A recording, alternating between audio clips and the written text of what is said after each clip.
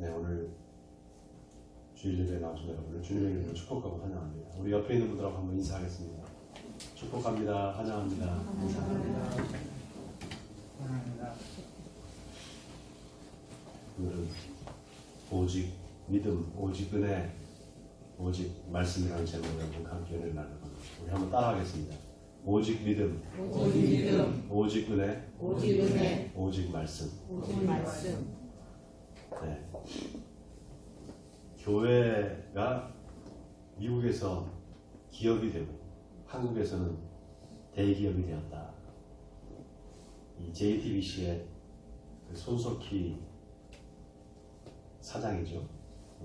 앵커 브리핑에서 한 말입니다. 한국 기독교를 비판하면서 나온 이야기인데요. 오늘이 종교개혁주일입니다. 그래서 오늘 좀 우리 본문을 가지고 하나님의 말씀 훌륭하는데, 일본에 가면은 3대, 4대째 이렇게 가업을 이어서 장사를 하는 음식점들이 많이 있습니다. 그래서 100년이 넘게 스시집을 운영하는 그런 가게들도 있죠. 그렇게 가족들이 사업을 하면서 이제 돈을 벌게 돼서 자본이 쌓이면 그게 이제 기업이 되는, 조그만 중소기업이 되는 경우가 있습니다. 그걸 우리가 패밀리 펌이라고 하잖아요. 우리나라도 그런 회사들이 있죠. 그런데 우리나라의 경우에는 그렇게 가업을 이어서 돈을 좀 모아서 회사가 커지면 보통 사업을 확장을 합니다. 그래서 식품 회사가 전혀 상관도 없는 의류 사업에 뛰어들기도 하고 또 건설업에 뛰어들기도 하죠. 그래서 자꾸 이렇게 문어발식으로 사업을 확장해 갑니다. 그게 대기업 아니겠습니까? 우리나라의 그 삼성도 마찬가지죠. 처음에는 제일제당으로 시작했는데 그게 점점 이제 사업을 확장해 가면서 대기업이 되었죠. 그런데 일본은 그렇게 가업이 좀 사업이 커져서 돈을 벌었다고 해서 그거를 예를 들면 식품회사가 건설업을 하겠다 이렇게 정부에다가 신청을 하면 정부에서 그냥 너 하던 거나 잘해라 그리고 허가를 안 내줍니다. 근데 우리나라는 뭐든지 이렇게 하겠다고 하면 다 허가를 내줍니다. 여러분 재밌는 게 뭔지 아십니까? 이 롯데 아시죠? 롯데그룹이 우리나라에서 큰 대기업이잖아요. 롯데캐피탈, 롯데백화점, 심지어 롯데렌트카까지 여러 가지 사업을 많이 하는데 일본에 롯데가 있잖아요. 근데 그 롯데가 일본에서 그냥 조그만 식품 회사입니다. 물론 큰 기업이긴 하지만. 자, 한국의 기독교를 볼 때 한국 기독교가, 한국의 교회가 이 대기업처럼 운영된다 이런 비판이 많습니다. 한국 교회의 가장 큰 문제라고 할 수 있는 게 바로 이 양극화입니다. 10,000명, 20,000명, 심지어는 등록 교인이 10만 명이 넘는 그런 큰 대형 교회가 있는 가운데 정말 교인 수를 다 합쳐봐야 30명도 안 되는 그런 교회도 많이 있습니다. 우리나라에 약 200명 정도 되는, 교인이 200명 정도 되는 그 중형 교회가 한 전체 그 교회 수의 한 70% 정도를 차지합니다. 200명 이하죠. 근데 요즘 문제는 뭐냐면 그런 200명 이하의 교회들, 중형 교회들이 점점 문을 닫고 있다는 사실입니다. 그 교회들이 지금 다 어디로 가느냐? 다 큰 교회, 대형 교회로 가는 겁니다. 왜 대형 교회를 가느냐? 대형 교회 가면 여러 가지 편의시설이 많거든요.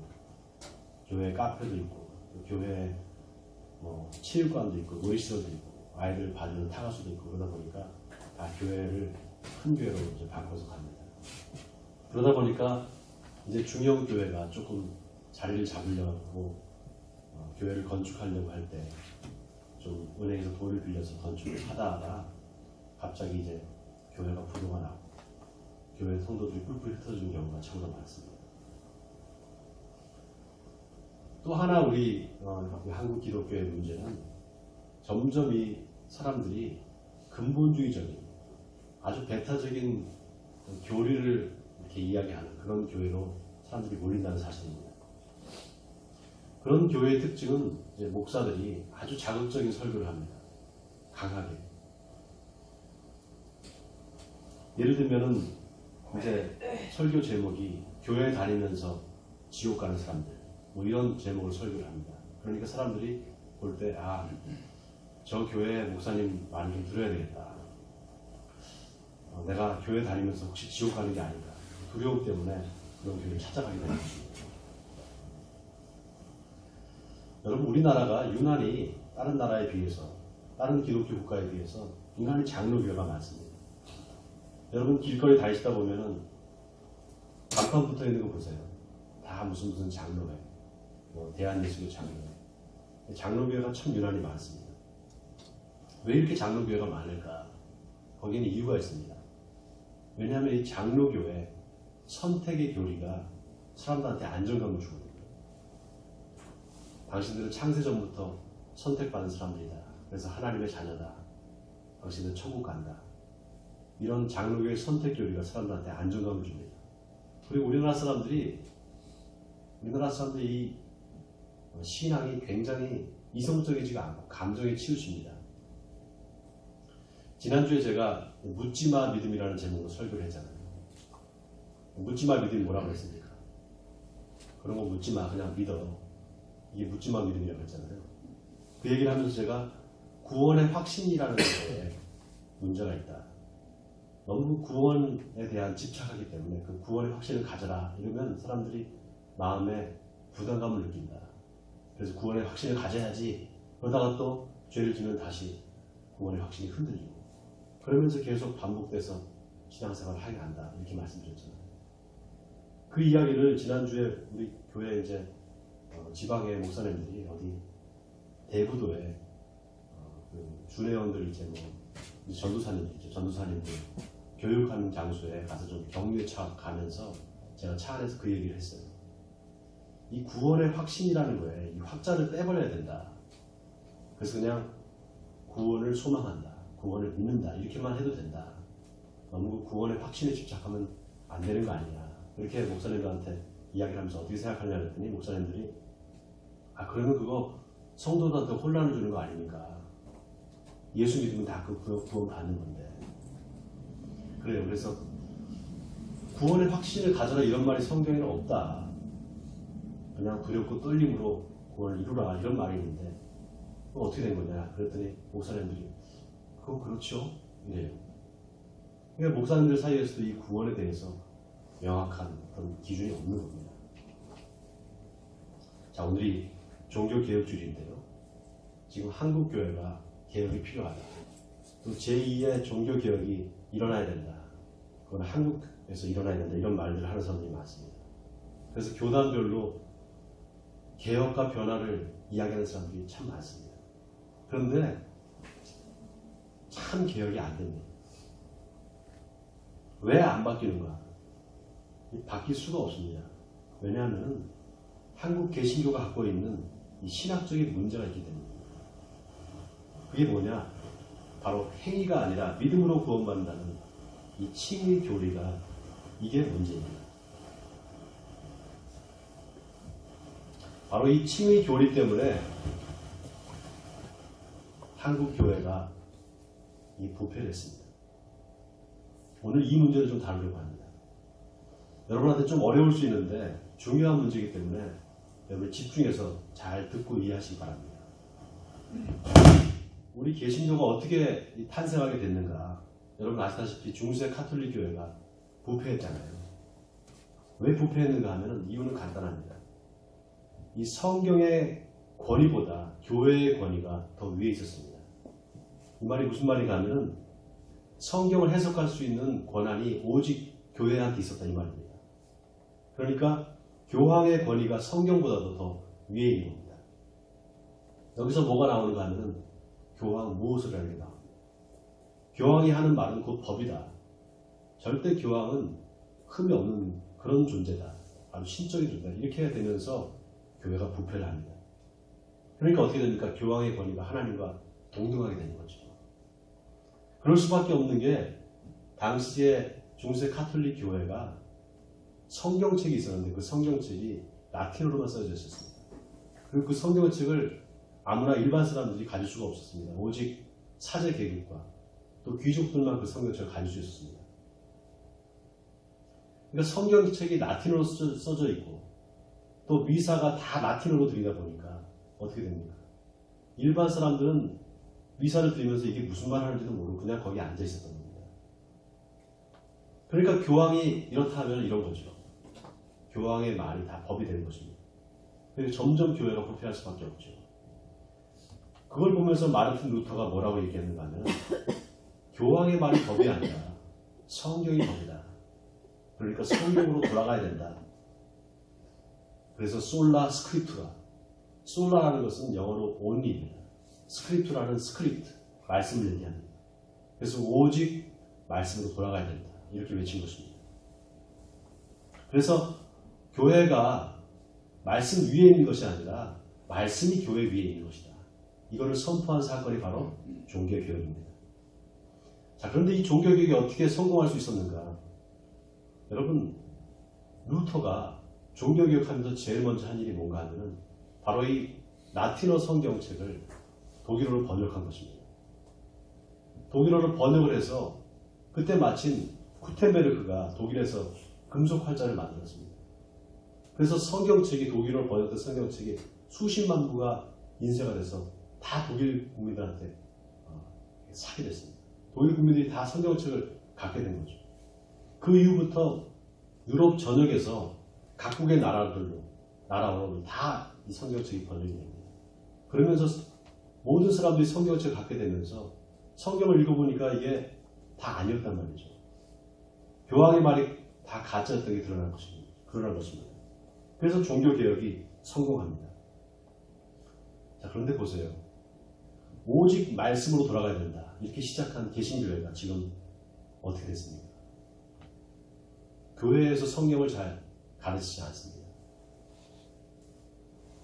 종교개혁 이후에 성경 해석의 권위가 이제 모든 사람들한테 다 주어졌는데, 그래서 사람들이 집집마다 다 성경책을 하나씩 다 가지고 있는데 성경을 읽지 않습니다. 일주일 내내 한 줄도 안 읽다가 교회 올 때만 잠깐 성경책 가지고 옵니다.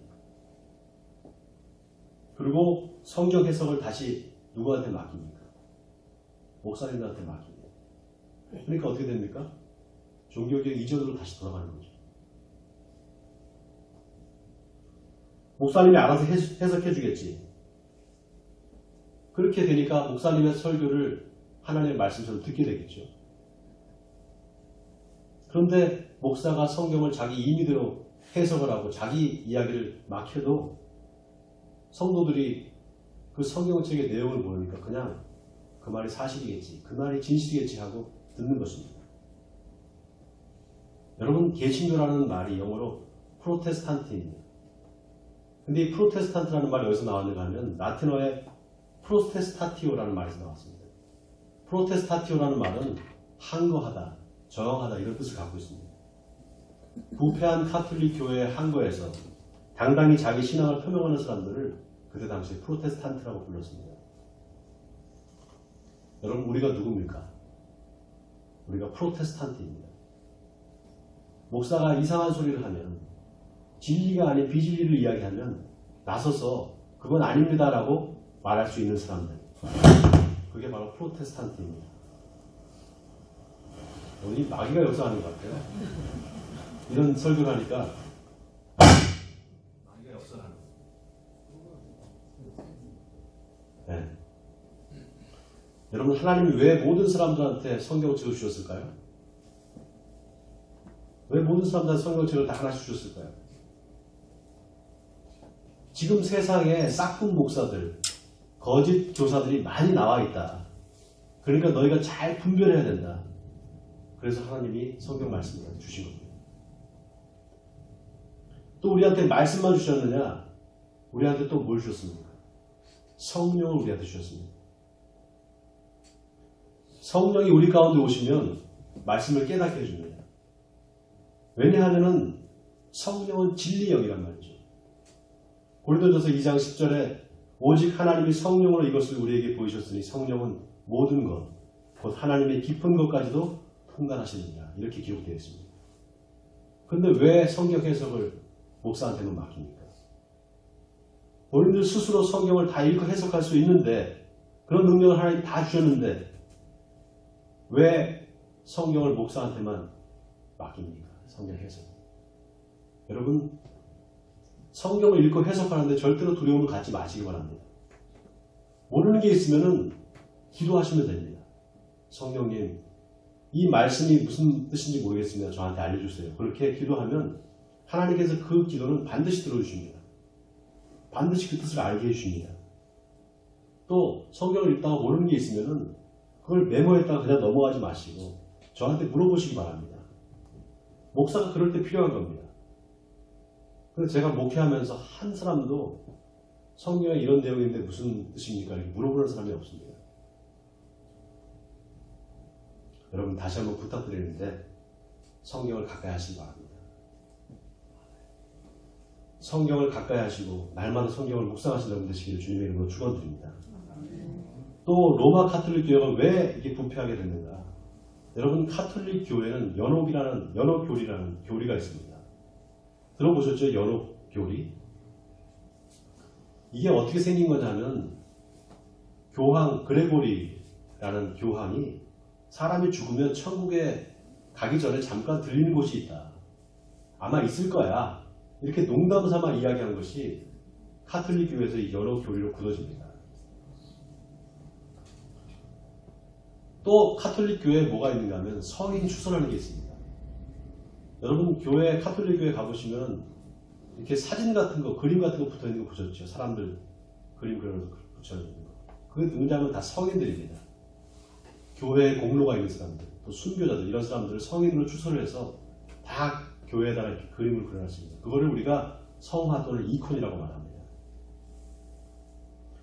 그렇게 그런 순교자들 성인들을 기념하는 날이 만성절이라는 절기가 있습니다. 여러분 혹시 들어보셨어요? 만성절? 그게 카톨릭 교회에서는 굉장히 큰 절기입니다. 그때 모든 그 성인들을 기념하고 이렇게 추도하는 그런 예배를 드립니다. 그날이 언제인가 하면 10월 31일이거든요. 근데 바로 그날 그 만성절에 마르틴 루터가 비텐베르크 성당에 95개조의 반박문을 갖다 붙입니다. 그러면서 종교교육이 시작됩니다. 자, 이 연옥교리와 이 공로주의 이게 점점 변질되면서 어떻게 되는가 하면 사람이 죽으면은 연옥에 가는데 그 연옥에서 고통을 받고 있는데 그 죽은 사람 그 영혼을 위해서 자식들이 이 땅에서 열심히 교회에 봉사하고 헌금을 많이 하면은 그 연옥에 있는 영혼이 천국으로 점프해서 올라간다. 이렇게 가르쳤습니다. 그리고 베드로 성당을 짓기 위해서 많은 돈이 필요하니까 면죄부를 팝니다. 그 면죄부를 팔아서 뭐라고 얘기했는가 하면 그 연복교에 돈이 땡그랑 하고 떨어지는 그 순간 연옥에 있는 영혼이 팍 점프해서 천국으로 간다. 이렇게 가르쳤습니다. 그러니까 결국 카톨릭 교회가 뭐 때문에 부패했는가? 결국 이 돈 때문에 부패했습니다. 그래서 루터가 당시에 이 공로주의와 이 면죄부를 파는 이렇게 썩어빠진 카톨릭 교회를 향해서 그런 공로가 아니다. 오직 믿음이다. 솔라 피데. 오직 믿음으로 또 솔라 그라치아. 오직 은혜로 구원받는다. 공로가 아니다. 이렇게 외친 것입니다. 자, 그런데 지금 한국교회가 바로 그 오직 믿음으로 오직 은혜로라는 그래서 오직 믿음으로만 오직 은혜로만 구원받는 이 말의 뜻을 잘못 해석하고 있습니다. 지난주에 제가 성경에 구원의 확신을 가져라 이런 말이 없다고 그랬죠. 오히려 두려움과 떨림으로 구원을 이루라 이런 말만 있다고 그랬잖아요. 근데 사람들이 이 성경 구절보다 우리 한국 사람들이 더 좋아하는 성경 구절이 있습니다. 그게 뭔지 아세요? 율법의 행위로는 구원받을 육체가 없다. 오직 그리스도를 믿음으로 말미암아 구원을 받는다. 이 성경 구절을 훨씬 더 좋아합니다. 자, 이 말이 어디 나오는가 하면 갈라디아서 2장 16절에 나옵니다. 사람이 의롭게 되는 것은 율법의 행위로 말미암음이 아니요 오직 예수 그리스도를 믿음으로 말미암는 줄 알므로 우리도 그리스도 예수를 믿나니 이는 우리가 율법의 행위로서가 아니고 그리스도를 믿음으로써 의롭다함을 얻으려 함이라. 율법의 행위로서는 의롭다함을 얻을 육체가 없느니라. 자, 여러분, 근데 이 바울이 한 이 말이 어떤 상황에서 한 말인지 아십니까? 바울이 안디옥 교회에 바울과 바나바가 선교사로 파송을 받잖아요. 그래서 바울이 안디옥 교회에 있을 때 누가 오는가 하면 베드로가 안디옥 교회에 옵니다. 그래서 안디옥 교회 교인들과 함께 식사를 합니다. 같이 음식을 먹다가 예루살렘에서 온 야고보가 보낸 사람들이 갑자기 그 음식 먹는 현장에 들어오는 거예요. 그러니까 베드로가 깜짝 놀라서 음식을 먹다 말고 뒤로 싹 빠져서 안 먹은 척 그렇게 외식을 했습니다. 그러니까 베드로가 안디옥 교회에서 그 이방인들과 함께 유대인들이 먹지 말아야 되는, 유대인들의 율법을 먹지 말라고 되어 있는 그런 음식을 먹은 거죠. 그러니까 깜짝 놀라서 뒤로 빠진 겁니다. 그걸 보면서 사도 바울이 뭐라고 했는가 하면 베드로한테 네가 유대인답게 살지도 않으면서 어째서 억지로 이방인을 유대인답게 살게 하려느냐, 이렇게 아주 호되게 책망을 합니다. 자, 그 사건을 회상하면서 지금 사도 바울이 갈라디아 교회에다가 이렇게 쓰고 있는 겁니다. 율법의 행위가 아니라 오직 그리스도를 믿음으로 말미암아 구원받는다. 그 말이 거기서 나온 겁니다.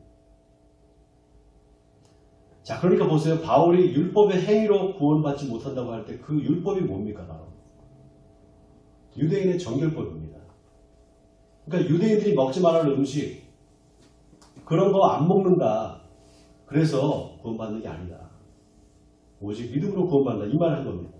그러니까 모든 행위가 다 필요 없다. 그거 안 해도 된다. 그 말이 아니란 말입니다. 유대인의 율법의 행위, 거기에 특정해서 그 말을 한 겁니다. 자, 그런데 문제가 뭔가 바로 여기서 이 구절에서 칭의 교리가 나옵니다. 기독교의 칭의 교리가 바로 여기서 나와요. 여러분, 칭의가 뭔지 아시죠? 의롭다 칭함을 받는다. 좀 더 정확하게 얘기하면 이신칭의입니다. 믿음으로써 의롭다함을 얻는다. 이게 기독교의 가장 핵심적인 교리죠. 자, 그런데 이 칭의라는 말이 법적 용어입니다. 법적 용어라는 게 뭐냐면 재판장에서 재판을 받을 때 재판장이 판결을 내립니다. 최종 판결을 당신은 무죄야. 꽝꽝꽝 이렇게 도장 찍으면 그러면 그게 무죄 판결이 되는 겁니다. 그게 바로 칭의입니다. 맨 마지막에 하나님의 백보자 심판대 앞에서 너는 무죄해. 너는 의로와 이라는 판결을 받는 것. 그거 바로 우리가 칭의라고 말합니다. 자, 그래서 뭐냐? 예수를 믿으면 나중에 최후 심판대 앞에서 무죄 판결을 받고 천국에 간다 이겁니다. 그게 기독교의 칭의론이에요. 자, 그럼 성화는 뭐냐? 그 칭의 다음에 성령이 우리 가운데 임하셔서 우리가 이제 성령의 열매를 맺는 것, 그걸 성화라고 얘기합니다. 여러분 그렇게 배우셨죠? 여러분 아마 교회 다니면서 그렇게 배우셨을 겁니다. 저도 그렇게 배웠습니다. 자, 그런데 여러분 한번 가만히 생각해 보세요. 예수 믿고 이제 의롭다 하심을 받았어요. 이제 칭의를 받았습니다. 그럼 그 칭의가 최종적으로 우리가 하나님 앞에 갔을 때 무죄 판결을 받는 거라고 그랬잖아요. 자, 그렇다면 왜 우리가 성화를 해야 되죠? 왜 성화가 필요한 겁니까? 굳이 왜 성화가 필요합니까? 그냥 예수 믿으면 칭의, 의롭다 칭함을 받고 최종적으로 백보자 심판대 앞에서 이제 무죄 판결을 받고 천국 가는데 뭐하러 성화가 필요하겠습니까? 그래서 여기서 억지 추정으로 뭐가 나오는가 하면 상급에 대한 교리가 나옵니다. 열심히 신앙생활하고 성화가 되면 하나님 앞에 갔을 때 상급을 받는다. 그 이야기가 거기서 나오는 거예요. 자, 그러면 어떤 사람들이 나오는가 거기서? 그럼 나는 그냥 상급을 안 받을래. 나는 그냥 구원만 받을래. 그런 사람들이 생기겠죠. 그래서 심지어는 어떤 말이 나오는가 하면 부끄러운 구원을 받는다. 이런 말도 나옵니다. 성경에는 그런 말이 없습니다. 그래서 여기서 바로 도덕 폐기론자들이 나오는 것입니다. 바로 이게 구원파입니다, 여러분. 구원파가 그냥 나온 게 아니에요. 다 이 성경을 어떻게 해석하느냐에 따라서 구원파도 나오고 신천지도 나오고 거기에 하나님의 교회도 다 이 칭의론을 어떻게 해석하느냐에 따라서 다 그런 이단들이 나오는 것입니다. 자, 그런 의미에서 오늘 우리가 읽은 본문이 아주 의미심장한 본문입니다. 사도 바울이 바로 이 칭의와 성화에 대해서 분명하게 오늘 이야기하고 있습니다.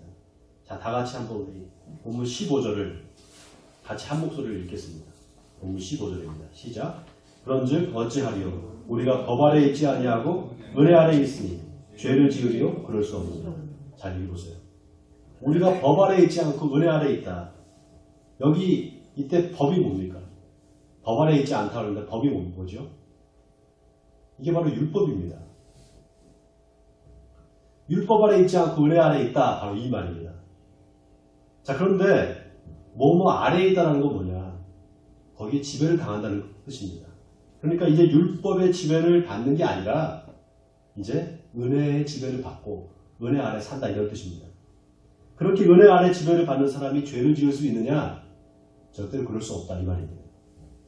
이 말은 다시 말하면 나 이제 예수 믿고 구원 받았으니까 죄를 지어도 괜찮아. 그리고 고의로 죄를 지을 수 있느냐? 절대로 그럴 수 없다는 말입니다. 자, 그 다음 16절을 같이 또 읽겠습니다. 16절입니다. 시작. 너희 자신을 종으로 내주어 누구에게 순종하든지 그 순종함을 받는 자의 종이 되는 줄을 너희가 알지 못하느냐. 혹은 죄의 종으로 사망에 이르고 혹은 순종의 종으로 의에 이르느니라. 자, 여기 자세히 보세요. 너희 자신을 종으로 내어주었다. 이 말이 아주 의미심장합니다. 여러분, 종이나 노예가 이게 어쩔 수 없이 그렇게 되는 걸로 생각하잖아요. 예를 들면 전쟁에서 지거나 그러면 다 이제 노예로 잡혀간단 말이죠. 근데 그런 경우가 있는 게 아니었습니다. 자기 스스로 종이 되는 경우가 있습니다. 예를 들면 먹을 게 없어서 주인을 찾아가서 좀 부자한테 찾아가서 내가 당신의 종이 되겠습니다 해서 자기 스스로 종이 되는 경우도 있습니다. 또 주인이 이제 자유를 줬어요. 이제 너 가도 된다. 너 자유인이다 하는데도 그 종이 싫습니다. 저는 그냥 종으로 살겠습니다 하면 그렇게 종이 되는 경우도 있었습니다. 그러니까 그럴 때는 어떻게 합니까? 누가 억지로 시킨 게 아니라 자기 스스로 종이 되는 겁니다. 그러니까 자기가 선택하는 거죠.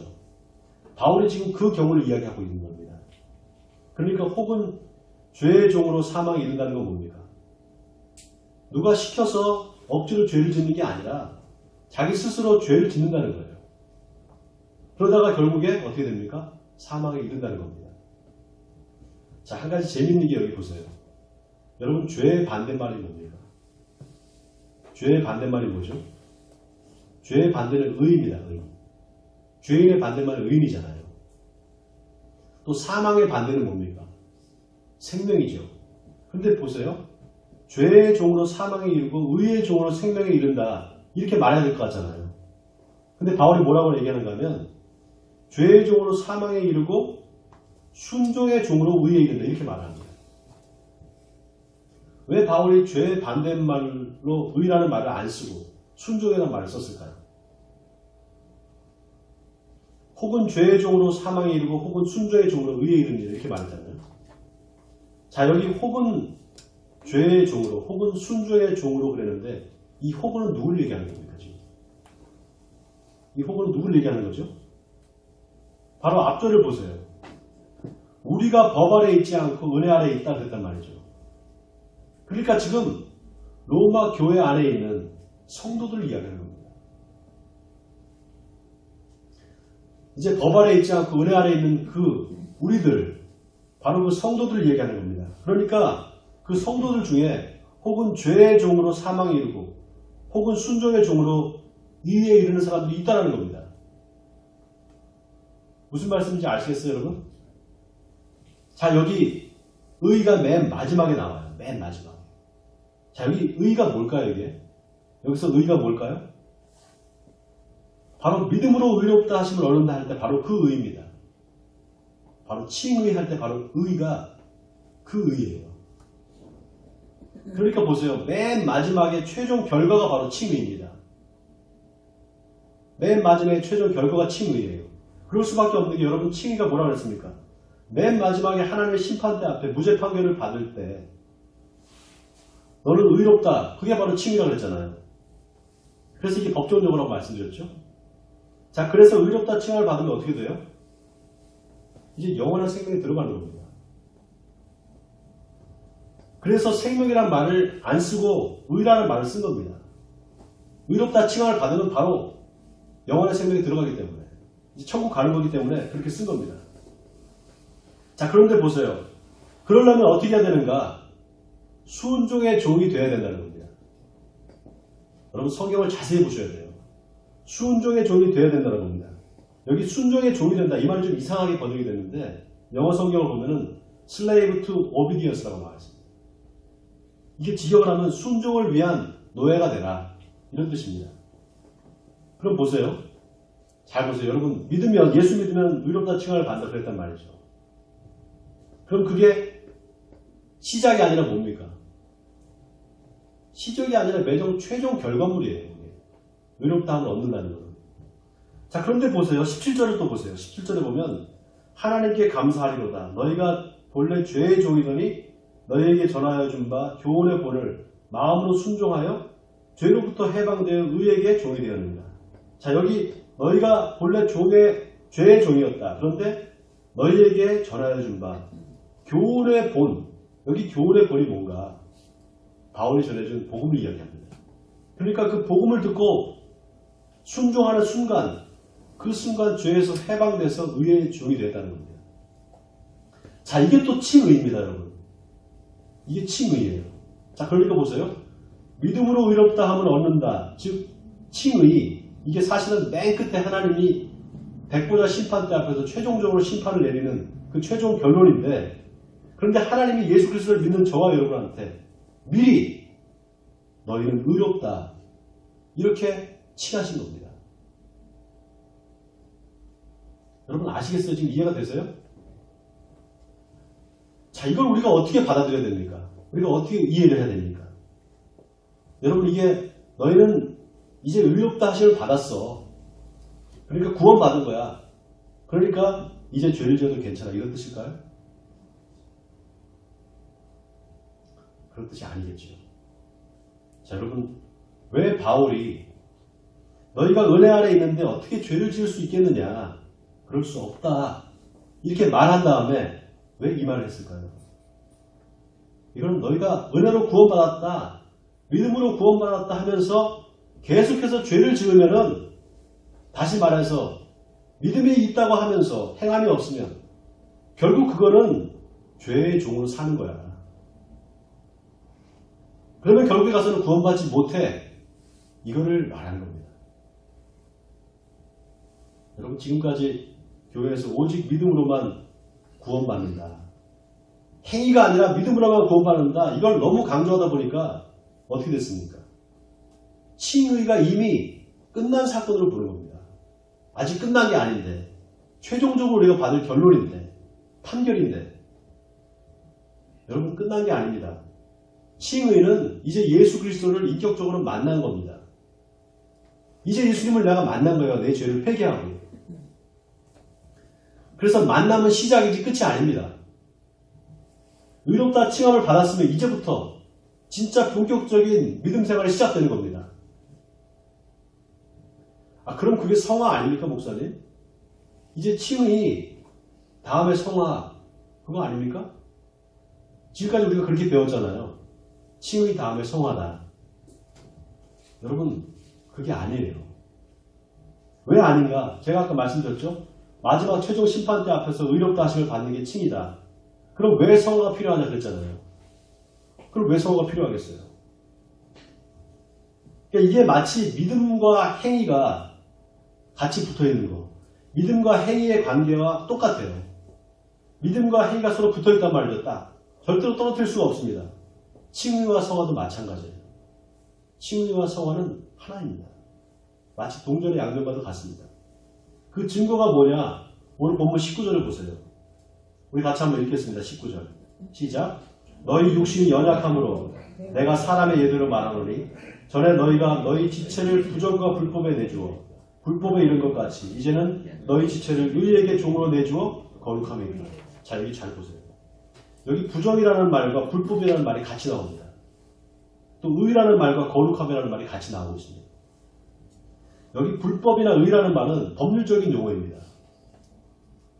반면에 부정이라는 말과 거룩함이라는 말은 제의적인 용어예요.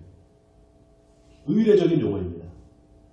그런데 바울이 유대인들한테 불법이나 의와 같은 법률 용어를 씁니다. 유대인들한테는. 그런데 이방인들한테는 이 불법이라는 말을 안 쓰고 또 의라는 말을 안 쓰고 부정, 거룩함 이런 말을 씁니다. 왜냐하면 이 이방인들이 율법을 모른단 말이죠. 유대인들은 율법을 알지만 이방인들은 율법을 모르잖아요. 그 율법을 모르는 사람한테 너 이거 불법이다 이렇게 말할 수 없지 않습니까? 그래서 바울이 불법이라는 말 대신에 부정이라는 말을 쓰는 겁니다. 똑같은 개념으로 칭의와 성화도 마찬가지예요. 칭의라는 말이 법률 용어라고 했죠. 그래서 갈라디아서에 보면은 유대 율법주의자들한테 바울이 편지를 쓰면서 너희가 율법의 행위로 의롭다함 받지 못한다. 오직 믿음으로 의롭다함을 받는다. 이렇게 말합니다.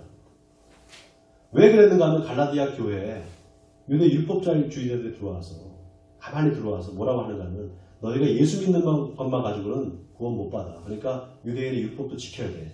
이렇게 말했단 말이죠. 그거를 바울이 그거 아니야.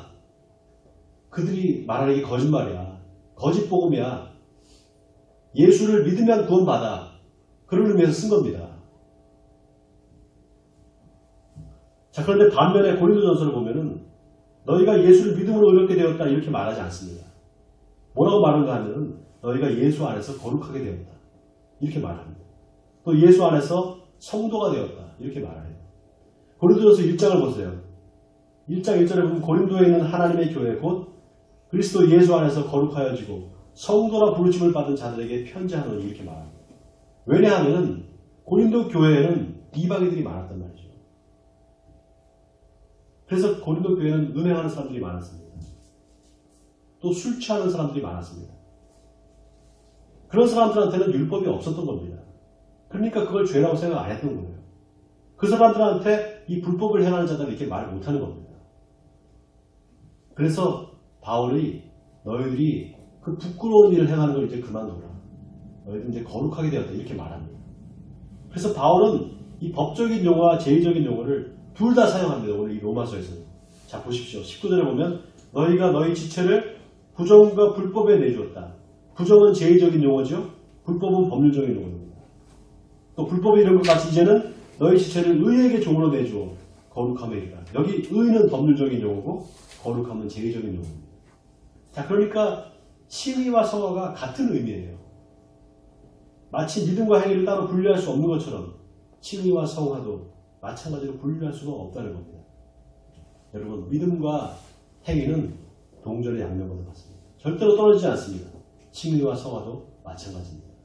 자, 이제 20절에서 마지막 23절까지 우리 같이 한번 한 목소리로 같이 읽겠습니다. 시작. 너희가 죄의 종이 되었을 때에는 의에 대하여 자유로웠느니라. 너희가 그때 무슨 열매를 얻었느냐? 이제는 너희가 그 일을 부끄러워하나니 이는 그 마지막이 사망이라. 그러나 이제는 너희가 죄로부터 해방되고 하나님께 종이 되어 거룩함에 이르는 열매를 맺었으니 그 마지막은 영생이라. 죄의 싹은 사망이요 하나님의 은사는 그리스도 예수 우리 주 안에 있는 영생이라. 자, 여기 자유라는 말이 나오죠. 의에 대하여 자유로웁니다. 자유라는 말이 나옵니다. 여러분, 자유의 반대말이 뭐죠? 속박, 구속이죠. 예수님이 자기를 믿는 유대인들한테 이렇게 말씀하셨습니다. 너희가 진리를 알지 진리가 너희를 자유케 한다. 여러분, 이 말씀이 아주 의미심장한 말씀입니다. 우리가 예수를 믿고 구원받았다는 것은 우리가 죄로부터 자유로워졌다는 겁니다. 근데 이게 죄를 지어도 된다 이런 뜻이 절대로 아닙니다. 이거는 사탄이 지배하던 나라에서 이제 우리가 옮겨져서 하나님의 나라로 옮겨졌다는 겁니다. 그게 바로 칭의의 사건입니다. 그러니까 통치자가 바뀐 거예요. 나를 지배했던 통치자가 전에는 사탄이었는데 사탄이 내 삶의 왕이었는데 이제 하나님께서 나를 하나님의 나라로 옮겨주셔서 이제 하나님이 나의 통치자가 되시고 하나님이 나의 왕이 되신다. 이 고백이 바로 칭의입니다. 이게 바로 칭의 사건이에요. 그렇기 때문에 칭의는 법적인 용어인 동시에 관계적인 언어입니다. 법적인 용어의 동시에 관계적인 용어예요. 왜냐하면 이제 하나님과 나와의 관계가 중요하단 말이죠. 하나님의 나라의 시민으로 살기 때문에 나는 하나님과 함께 하나님의 말씀을 들으면서 하나님의 말씀에 순종하면서 사는 것. 그래서 관계적인 용어입니다. 이 칭의가. 그래서 하나님 나라의 시민이 돼서 하나님의 말씀에 순종하는 삶을 사는 것. 그래서 매일매일의 삶에서 내가 하나님의 자녀입니다. 나는 하나님의 말씀을 순종하겠습니다. 이렇게 고백하게 될 때 비로소 우리가 최종 심판대 앞에 갔을 때 의롭다 칭함을, 구원은 과거의 사건도 아니고 미래의 사건도 아니고 항상 현재입니다. 지금 내가 하나님과 어떤 관계에 있는가, 내가 하나님의 말씀에 순종하면서 지금 살고 있는가, 살고 있다면 우리는 구원받은 백성으로 지금 살고 있는 것입니다. 그리고 그렇게 사는 사람은 반드시 열매를 맺게 되어 있습니다. 그리고 그 사람 마지막에 영원한 생명을 얻게 될 것입니다. 그런 의미에서 루터가 말한 오직 믿음으로는 이제 바뀌어야 됩니다. 오직 믿음의 행위로 바뀌어야 됩니다. 또 오직 말씀으로는 오직 말씀의 능력으로 바뀌어야 됩니다. 또 오직 은혜로는 오직 은혜의 삶으로 그 용어가 이제 바뀌어야 될 때입니다. 왜냐하면 우리의 믿음은 반드시 우리의 삶에서 행위로 증명되지 않으면 안 되기 때문입니다. 원하기는 여러분 모두 오직 믿음의 행위로, 오직 말씀의 능력으로, 또 오직 은혜의 삶으로 하나님 앞에 가셨을 때 착하고 충성되다라는 칭찬과 함께 영원한 생명을 얻게 되시기를 주님의 이름으로 간절히 축원드립니다.